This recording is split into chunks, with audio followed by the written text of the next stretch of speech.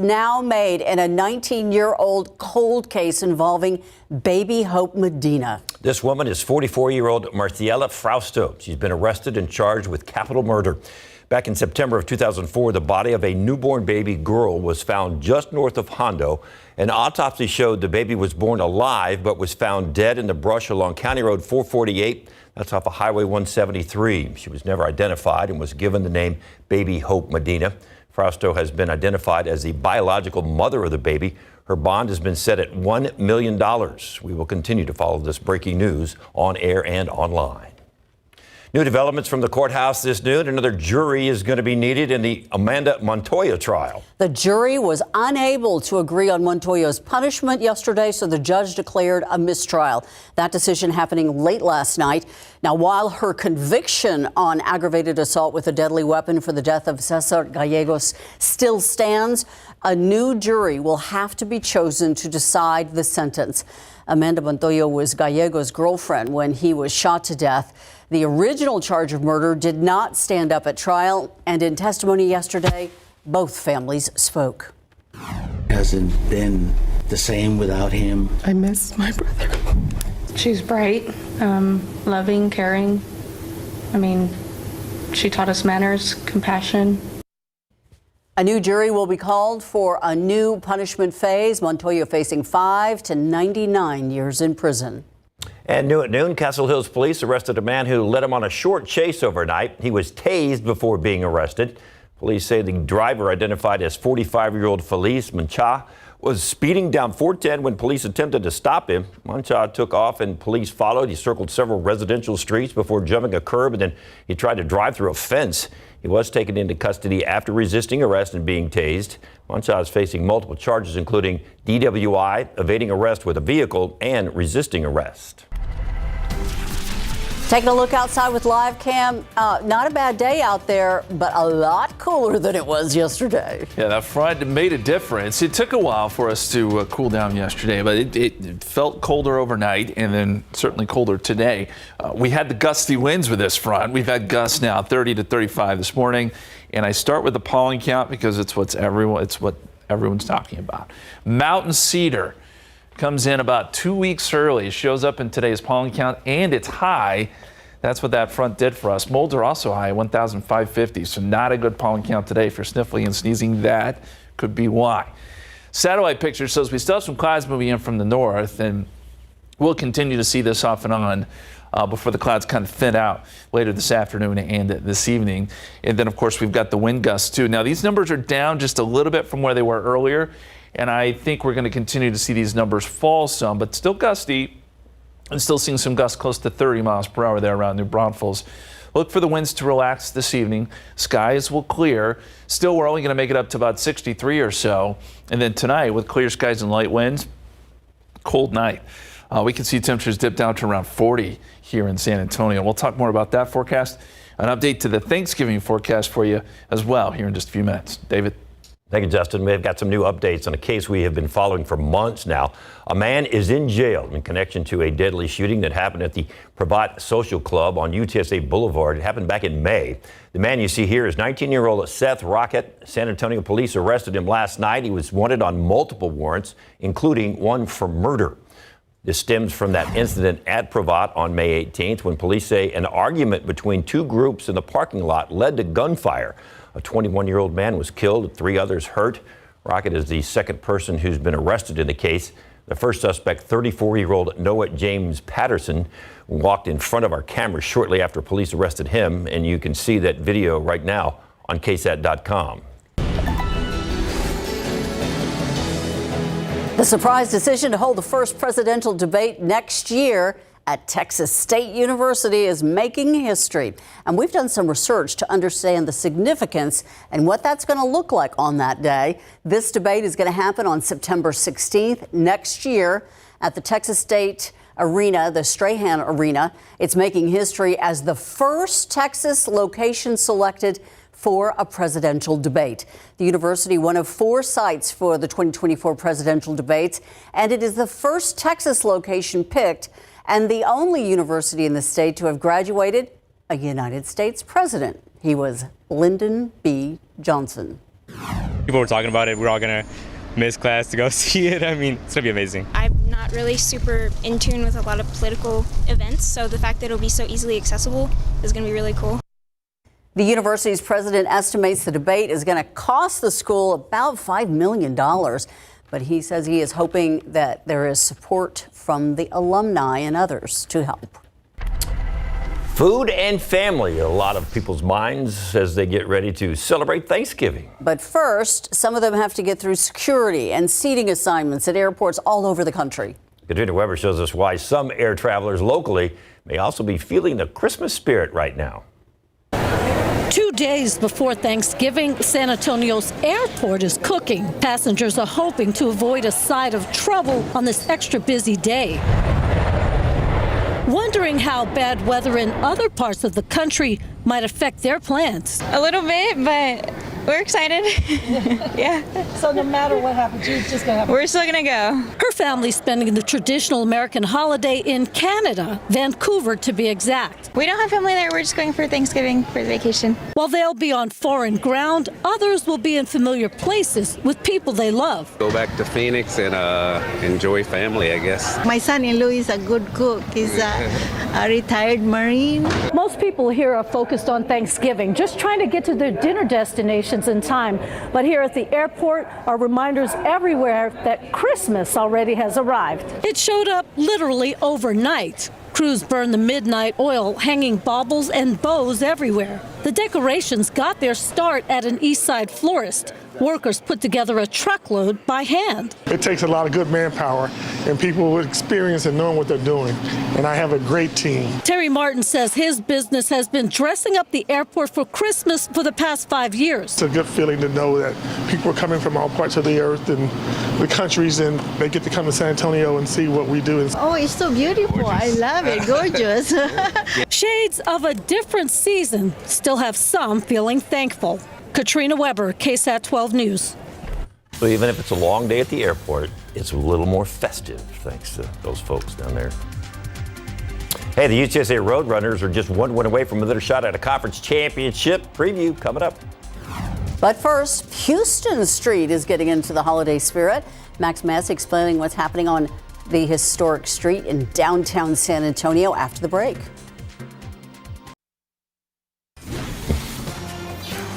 San Antonio always does up the holidays downtown with all the lights on the river, but this year part of the city is going to take on a European Christmas festival feel. The city launching a holiday street project right downtown on Houston Street, and that's where Max Massey is. Is he having lunch or is he working? It's a launch, not a lunch. Oh, it's a launch. I thought it was lunch. Yes, it feels like winter out here with the temps and with the snow. It even looks like it. We're joined here with Mark Anderson. So Mark, what is this activation? Well, it just got a little chillier on Houston Street, but that's okay because we're getting ready for Houston holidays on Houston Street, which is a brand new time-honored tradition starting the day after Thanksgiving, running through the beginning of January, but with a special activation with a Christmas market December 15, 16, and 17, right here in downtown San Antonio. All right, so we know it's activation. How are you getting some of the local businesses involved? We are proactively working with our members and Centro's partners in the city of San Antonio to get many of our members involved to activate on Houston Street, whether it be a small mom and pop shop or a department store. We're also working with our local food and beverage vendors that will offer food and wine and sodas for the children. We're also going to have a Polar Bear Express, courtesy of Bexar County, that people can enjoy at holidays on Houston. And it's just going to be a really great legacy event that we're creating here in downtown San Antonio for, most importantly, our local San Antonians to enjoy downtown San Antonio. Last question for you. Economic impact, getting people downtown. What does that mean for our local economy? You know, our industry, the tourism and hospitality industry, represents $19 billion annually to our local economy, driving and producing more than 140,000 local jobs.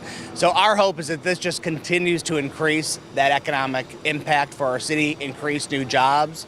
We're really encouraging local San Antonians to visit us, to come to this time-honored holiday family tradition, but also we're promoting this all over Texas as well. So annually we have more than 35 million visitors to San Antonio, and we're hoping that during the holidays it increases in December for all of us. All right, Mark Anderson, thank you so much. Guys, any comments, questions, concerns? We're going to have all that on KSAT.com. But for now, I'm just going to play in the snow. Back to you. And it actually is chilly enough to kind of feel like it. Now go have some lunch, Max. Lunch in the snow. Yeah, well, it's that's a cool scene. It does kind of get you in the spirit. It feels a little cooler today. Cold front came through yesterday. We had the gusty winds. And the temperatures today are only going to make it to the low 60s. The aquifer's down 0.6 of a foot to 636.2. It'd been nice if the front brought some rain. It did not. And in your pollen count, we talked about this earlier. Not great news. Mountain cedar showing up for the first time this season. Molds are high. Mountain cedar is high. Not good for allergies today. What does Thanksgiving look like? Update to that forecast coming up.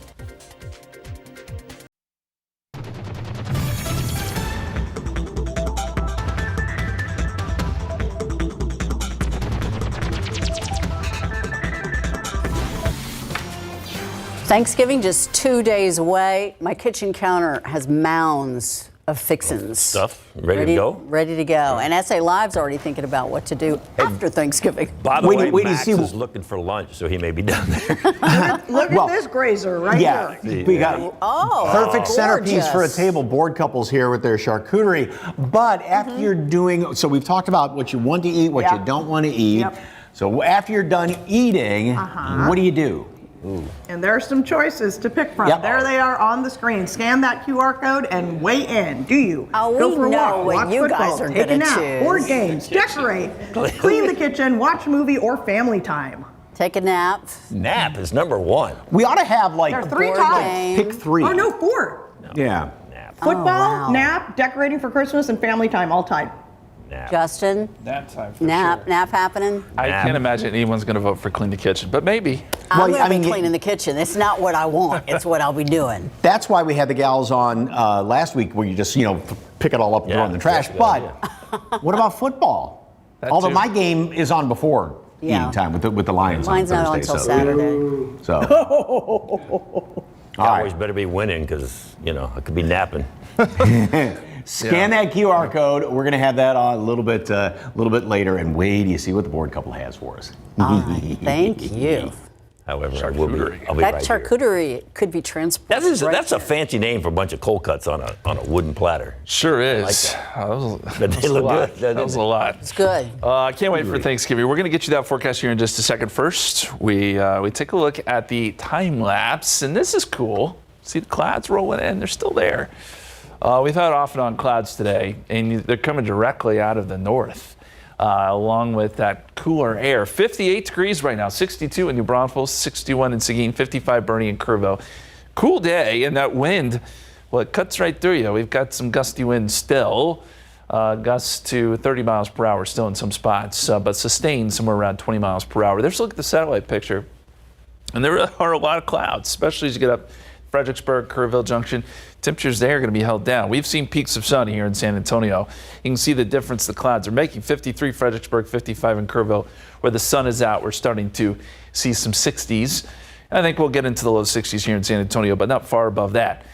Probably low 60s for highs today. 60 Randolph, 62 right now in Stinson, 63 in Castroville. There's a look at the wind gusts. These numbers are better than they were this morning. We had gusts close to 35 miles per hour here in San Antonio. Then we're on the order of 25 to 30 mile per hour gusts. And these numbers will slowly subside as we head into this evening. So we'll see a little bit less wind. And then by tonight, the winds will slack off. And then you've got clear skies. It's a good recipe for some radiational cooling tonight. So yeah, 63 the high. We'll get the skies to clear out. We fall into the 40s by midnight. And then by tomorrow morning, we're all the way down to 40 here in San Antonio. Clear and cold. Be a chilly start. Some places will get down into the 30s, I think. Well, we're not looking for a freeze anywhere in our viewing area, but Hill Country could see some mid-30s. Even the outlying areas of San Antonio could get into that range. So as we look at the forecast, clear skies later today, and then by tomorrow we get clear skies most of the day. It's not until Wednesday evening that we start to see clouds kind of shift back in And then area of low pressure moves across. It gives us a few very light showers on Thanksgiving morning. I don't think this is going to cause a big problem. Most of everything we see is going to be very light. It's going to be dry at the surface. So it'll either evaporate before it reaches the ground, or it'll be in the form of very light rain or some light sprinkles. But just know that it could be a little bit wet Thursday morning. This moves east, and then we get the chance to clear out Thursday afternoon. And so your Thanksgiving forecast, as we see it, temperatures will be in the 40s to start, chance of showers through about midday, and then some clearing by the afternoon, temperatures close to 60. What about your travel forecast? Well, today the travel issue is up across the Northeast. It'll continue to be that way tomorrow. Then as we get into Thursday, we mentioned some of the showers down here, some snow across the Rocky Mountains, and that spreads east by Friday. So that'll be one of the big travel trouble spots, Denver, up across the Rocky Mountains. And then by Saturday, we could see some rain even here across Texas, some snow across the northern plains, and that spreads east by Sunday. So Chicago down to Houston, San Antonio, that's where we could see some wet travel late in the weekend. And that comes with a cold front too. So here it is laid out in 7-day forecast. 65 Wednesday, 59 Thursday with that small chance of rain early, 66 Friday. Lots of clouds over the weekend, and we'll get some small rain chances and cooler with another cold front to start next week, guys. Thank you, Justin. Spurs not taking advantage of all these games at home. They're in the middle of a pretty tough stretch. We'll talk about that coming up.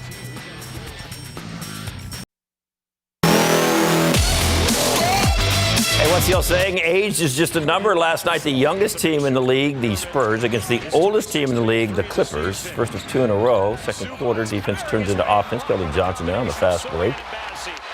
And a little Euro step to the hole. Spurs trail by 9. You can still hear a few boos from former Spur Kawhi Leonard if you listen real close. And here, both teams had some open shots from three-point range. Neither team got that long-range shot going. Spurs were 10 of 38, Clippers 12 of 36. Then Victor Wembanyama is finally going to come in.